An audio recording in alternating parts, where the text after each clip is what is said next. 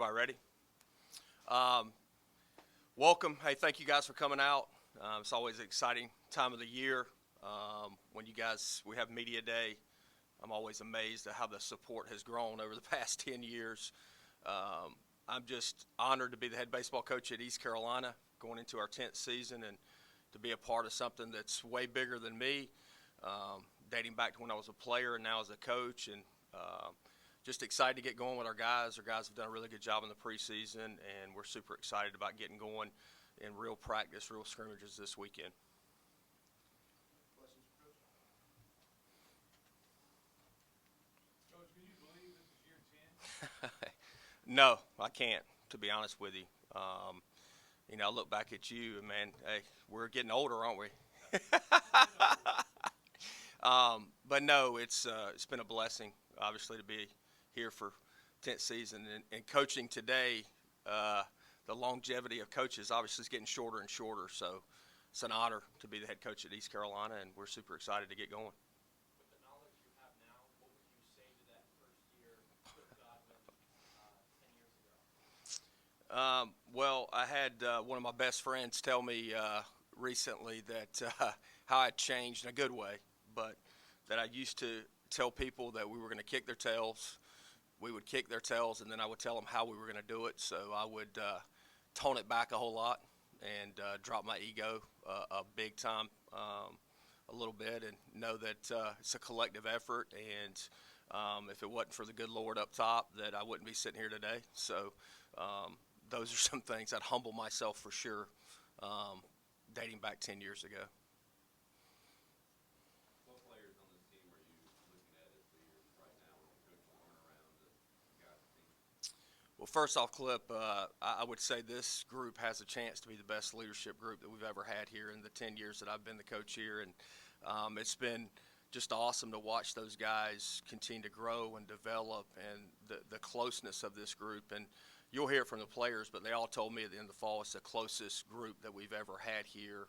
And, you got J-Dub, who's a fifth-year guy, so half a decade he's been here. So I think he's got a pretty good idea of what has happened in the past. But Carter Cunningham has been unbelievable. Treya Savage, all those junior pitchers, Jake Hunter, Shinkman. I'm thinking JC has done a really good job as well.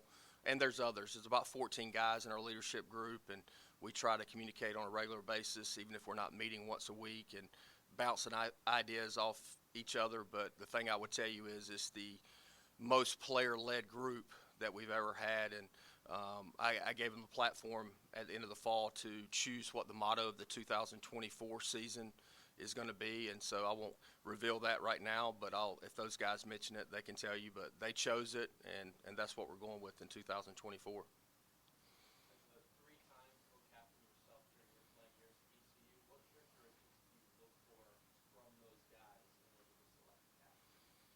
Well, I think you got to trust. That's the number one thing. I mean, we have that on our shirts. You got to trust them. They have to trust me.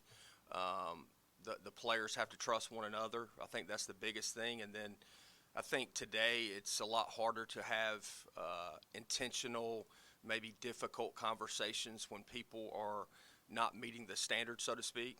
And the one thing I've gotten better at is I've taken the emotion out of it when somebody doesn't meet the standard. It's just take the emotion out of it so you don't lose your composure and my blood pressure doesn't skyrocket. And it's just like, hey, man, you didn't meet the standard. And did you understand the standard? How can we get you up to the standard? And that's what those guys have taken a lot of the stress off me, because they're handling a lot of that stuff in the locker room. What did you like out of the fall series you guys playing? Just practicing. What do you guys like out of the fall? Well, we got a lot better from the beginning of the fall to the end. We were able to get a lot of guys out there that had not been put in those situations before. Everybody will probably ask about Bristol Carter, but him being able to play center field against UVA and Clemson, I think that's a good experience for him.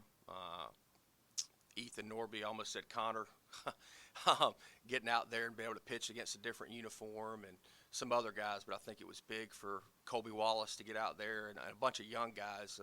No offense, we know what Treya Savage and Zach Root and some of the older pitchers can do against different uniforms, so getting those other guys out there was a big deal.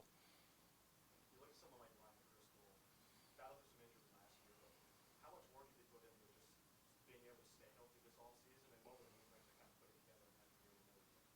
Yeah, it'd be awesome. He's worked really hard with our athletic trainer, Logan Rupp now, also going over to Young's Physical Therapy to manage that back. I mean, that's something that is not going to go away. He's going to have to do that, but he's been really healthy.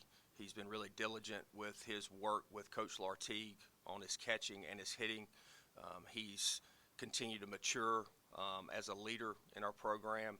So, of course, all of us want him to have that breakout season that we've seen in the fall. I mean, both falls he's played awesome, swung the bat really well, and this past fall he played great defensively. So, we want to definitely take some stress off J-Dub going into the spring and not having to catch him every inning of coming through the losers bracket in a conference tournament game and looking at him and me having to pinch hit for him in the conference tournament championship game because he couldn't even swing the bat. So we definitely think Ryan and also Walker Barron can take some of that workload off J-Dub this spring.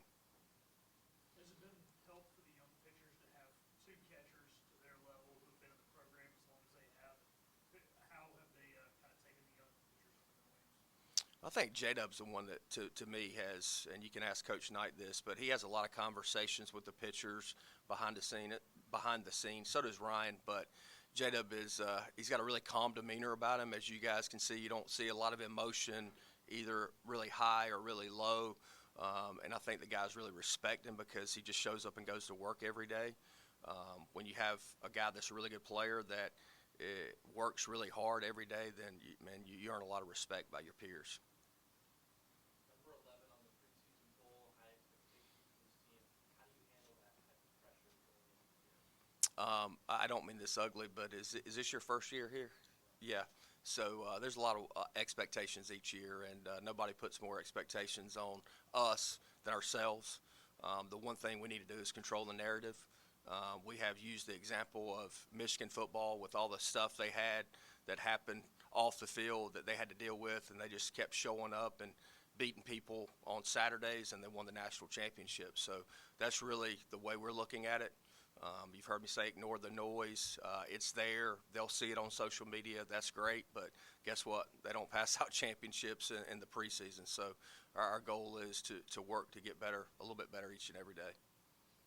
You made a coaching hire in the offseason, a new hitting coach, Henry. I know he has some catching experience too. I mean, what are you looking forward to out of him? Well, I think when you look at the people I hire, it's relationship based, and he's young. I recruited him to Ole Miss. He was a switch hitting catcher. It's amazing that he still wanted to work for me after I coached him his freshman year. That was in 2014 when we went to Omaha. He actually didn't even travel to the College World Series because he didn't make the travel roster. But 2 years later, he was a 7th-round draft pick, I think by the Phillies, and made it all the way up to AAA and had an injury, or he probably would have played in the big leagues. But you got a switch hitter, you got a catcher. He was a student assistant in 2021 when Ole Miss won the national championship, or 22, and then last year he was at Arkansas State, grinding as a volunteer assistant. And when the opportunity presented itself, it was a no-brainer for me because I know that he is an unbelievable human being, super knowledgeable about hitting and super knowledgeable about catching. So I would say that's another thing. Our staff, when you look at our staff, starting with AK, he was a catcher.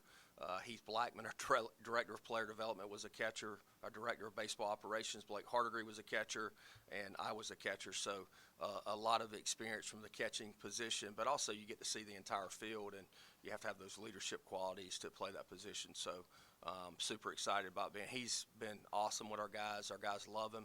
Also, Bryant Packard is our student assistant, so he's helping Henry out in the cages, and he's been tremendous in helping out the outfielders as well. And you talk about a guy that all these guys saw play at a very high level here and win a lot of championships, and now he's talking to them in the cages, and he cares so much about this place, which has really been neat for me to see. It makes me feel old a little bit, but it's just been a really unique experience for me to have one of our former players come back and just give so much back to our players. Yeah, can you talk about the modern baseball, college baseball with the NIL, and how does that affect you with recruiting or just in general? Initially I probably gave the wrong perspective when it first came out just because I didn't think there was a lot of transparency, a lot of rules and regulation, and they kept saying it's not pay for play. Well, guess what it is? It's pay for play. I'm all for rewarding our guys who have been in our program and have done the things the right way, from a Treya Savage to a Justin Wilcoxon to a Joey Barini. I think it's also worth mentioning that Joey Barini has never received a cent of baseball scholarship money since he has been at East Carolina, because we only have 11.7. J-Dub has only received scholarship this year in his 5th year. Guys that have grinded, that have developed with our coaching staff, that means something to me, because that's what this place was built on. Now, I still want them to be able to make some money if that is available, and so those guys are able to get some money, but it also creates jealousy. I asked Treya Savage this summer, hey, does NIL create jealousy? 100%, coach. So that's another thing we have to navigate, but I'm all for helping the returners. I can't foresee Coach Godwin offering any recruit any amount of money, because that is going to take away from the culture that we have in our locker room. A lot of coaches talk about it, and I'm not sitting up here saying that we have the best culture in the country, but it means something to me to have culture, and you can't sustain success the way we do if you don't have great culture within that locker room. You have some new corner infielders this everyday starters this year with Moylan at first and Amack at third. What does those positions look like right now? Dixon Williams has done a really good job. He had a really, really good fall. He led our team in RBIs by a landslide. He has played pretty consistent defense. Colby Wallace, if you'd have asked me at the end of the fall, hey, did I think he would be able to play third base at the level we needed to him defensively, I probably would have told you no. Man, he's looked great in the preseason so far. I would say those two guys, Nate Chrisman can go over there. Nate is a swing man. He can play third, he can play short, he can play second, he can play outfield. At first base, Carter Cunningham, Cam Clonch, Chaz Myers. We're also working Colby over there some because he might pitch some. But I would say Dixon and Colby and Nate are going to be the main guys that you will see over at third base. How about left field? Left field, probably Luke Nowak, will be in left. Not that Carter Cunningham can't go out there.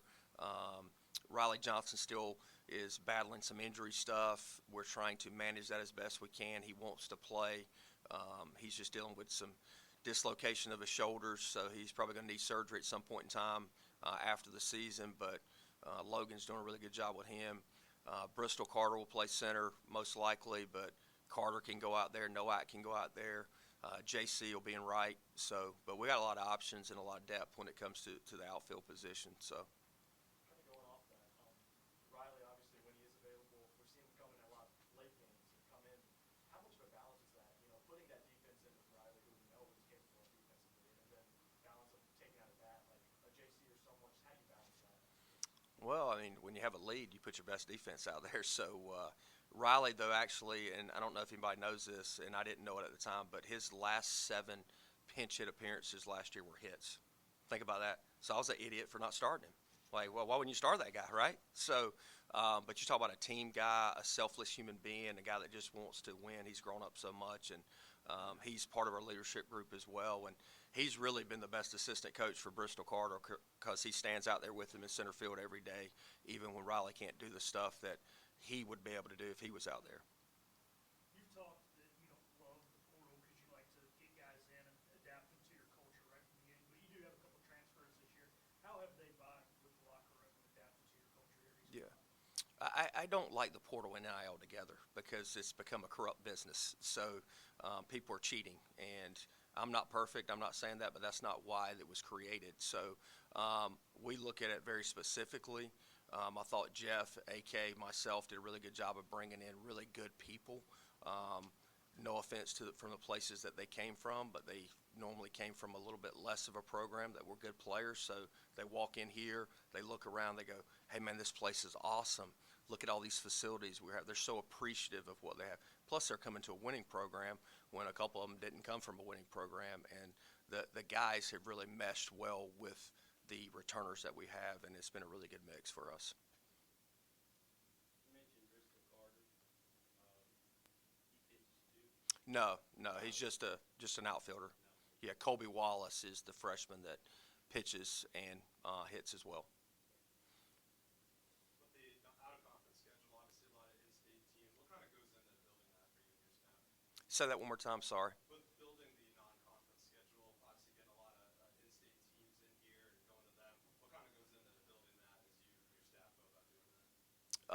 Jeff Palumbo is in charge of our scheduling. Obviously, there's communication between him and I a whole lot.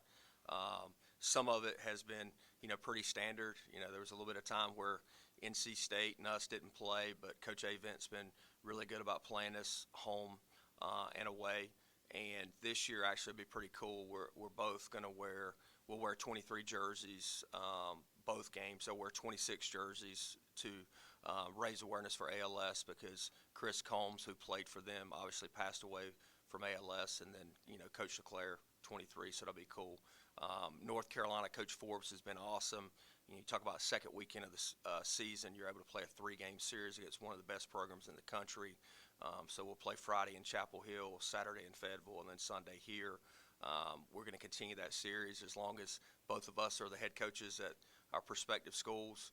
And then you got UNCW that we've played since the beginning of time back when I played here, which is a really good opponent, Campbell. So where we're located geographically, it's really ideal to play really, really good teams within, less than 2-hour driving distance. February 16th, opening day is inching closer and closer. What's the feeling like in the locker room as you almost get there?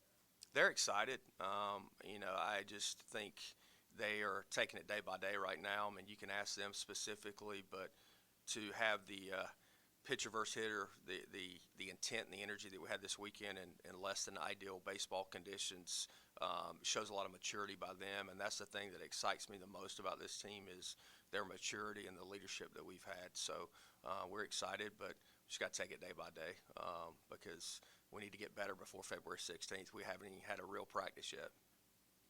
Coach, the last time we saw Zach Root pitch, I mean, it was one of the biggest stages you can be on in the regional. I guess what are you looking forward to him in his sophomore year? Well, he's just grown up so much. He's matured physically. He's worked his tail off with Coach Dennis Wilson in the weight room. He's put on some good weight. He is talking to his teammates a lot more, just more sociable. I feel like we know him a lot better. He's more intentful in his day-to-day preparation. Not that he was lazy, but I mean, guys that in our program work really hard. So if you're not working to that level, at times people might not think that you're working hard. So, and I think guys like Trey Savage and the junior class have just taken him under his wing, and just because he's going to be the future of our program after this group either gets drafted or graduates. So he's done a really good job of accepting some leadership qualities and continue to build on that. What do you know about the new teams coming to the conference? The first conference road trip to San Antonio, that'll be new. I know that field is not ideal, and I've already told our players that, hey, be prepared to play in the parking lot, so it's fine. They're not going to say anything in the box score. It's just going to be win or loss, so that'll be interesting. I think it's tough. People ask me who's going to be good in the conference. I think it's tough to judge anyone on paper because of the portal. Like, you don't know really who's coming in unless you're really just diving into it. And no offense, you guys know this. It's boring for you guys, but who do I worry about? I worry about us. If we play well, if we do what we're supposed to do, we're probably going to win. If we don't, then we're probably going to lose. So I just don't look at that stuff. I just look at what we need to do to get better, to be prepared for it. But I know that it's going to be some interesting opportunities for us at some of these places, so it'll be fun. Coach, can you talk about another semester where your guys in the classroom did excellent? I think Silver was a 3.5.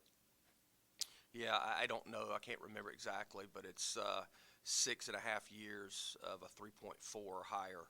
So you talk about one of the, in my opinion, one of the biggest accomplishments that we have here at East Carolina is that when I got hired here in the summer of 2014, ECU baseball had never received a 3.0 team GPA. So we changed that culture, and we're able to get the guys really intentional in what they're doing in the classroom. And I think that translates into what they do on the field as well, because if you have discipline in something you don't like doing, which, no offense, nobody likes school. I didn't like school, and I happened to be a 2-time academic All-American because my parents wanted me to do good in school, which I appreciate now. So I can get in front of them and say, hey, you got a coach that didn't love school either, but still did well in school. But they have done a really good job of that. When you look at the rotation, figure, assume Trey and Zach would be 1-2, but for that Sunday role, that third spot, who's kind of taking control of that so far? Obviously, there's a lot of guys that could, but who's kind of Well, I think there's about 7 guys that want it. You know, we're having end of fall meetings, and they all come, hey, I want to pitch on the weekend. Awesome. About 6 other guys that want to do it too. So, you know, I think Shinkman, of course, Jake Hunter, Chris Kaler, Ethan Norby, Jaden Winter. I'm probably leaving somebody out, but they all want to do it. Jaden looked really, really good, as did Shinkman this weekend, as did Jake Hunter. So we're going to need some depth in the bullpen, especially opening weekend. So, and then obviously you got that Tuesday game at Campbell, which is always a tough game. So we feel like we got a lot of quality guys that could go on that role. We just need guys to continue to stay selfless, and whenever they take the ball, they'll go out there and be the best version of themselves. How would you describe the atmosphere at LeClaire Stadium? It's unreal, especially when you host regionals and super regionals. I've coached at a lot of places that there's been more people in the stands, so to speak. But I know in 22, when we played the super regional here against Texas, I've never stood on the field at a louder place. I get chill bumps talking about it right now because it's an unreal feeling. I just feel like our fans are just on top of you, and they're loud, they're into it. You got people hanging over the fence in the jungle. You know, they said there's only like 5,800 there, 6,500 out there. They're just not counting everybody that comes in, which is awesome. But it's amazing, and I know our players love the fan support that they get as well as the coaches do. You look at Jacob James Cower, kind of a freak injury last year, and Riley was getting hot. But so how much do you think that really impacted him, and how is he looking this year? I think it definitely impacted him more than he probably let me know at the time. I think he played at times worried about getting hurt again, which you can't play the game like that. It's not like he had a terrible season. It just, you know, was a little bit less than what his freshman year was. Plus, he had expectations. You know, when you're a freshman and nobody really talks about you and you have a really good season, you're a freshman All-American, then, oh, man, well, now there's scouting reports out and people know who you are. And, hey, you're the – you know, kind of, I felt like the media made him like the face of the program because of such his great personality. And, you know, I think he, you know, battled all that stuff at times. And he's really worked hard on his leadership ability. He's worked hard on staying healthy. He's bigger than he was last year, but he's running just as good and he feels better. But really, he's most concerned with what our team is doing. And when you can get a really good player to do that, which there's a lot of good players that are worried about their teammates more than themselves, then you've got something special. And I believe that we have something special this year. Anything else, Coach? Any rule changes, Coach, anything different heading into this year? Not that I know of, Clip. I'm going to try to stay in every game. That's about all I got for you. I'm not taking that bet. Well, hey, if you set the over-under at 1, okay, you could probably do that. You know, we can't bet, but you can bet. You know, I know you like to bet. So, yeah. You got 2.5? Well, I would bet on the under, okay? All right, so you make sure you mark that down and let's reconvene. Yeah. And you and Bailey can take me out to eat dinner when I don't get thrown out 3 times. How about that? So last year was 2, I think, and that was a lot for me. So normally it's 1 a year. So I'm not getting thrown out more than 2 times. No. Thank you, guys.